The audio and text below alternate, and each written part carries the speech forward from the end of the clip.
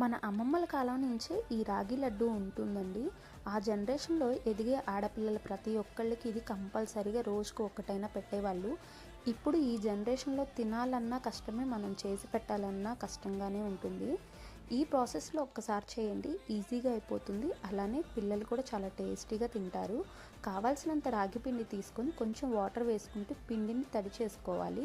ఇలా పొడి పొడిలాడుతున్నప్పుడు పాత పద్ధతిలోనే ఇలా స్టీమ్ అయితే చేసుకుంటున్నా. మీరు ఏదైనా స్టీమర్లో పెట్టేసుకోవచ్చు. ఇలా పెట్టుకున్న దాన్ని 10 నిమిషాల పాటు స్టీమ్ చేసుకొని ప్లేట్లో తీసి పక్కన పెట్టుకోండి. ఇందులో నేను డ్రై కోకోనట్ పౌడర్ వేసుకున్నాను. మీకు కావాలంటే పచ్చిదైనా వేసుకోవచ్చు.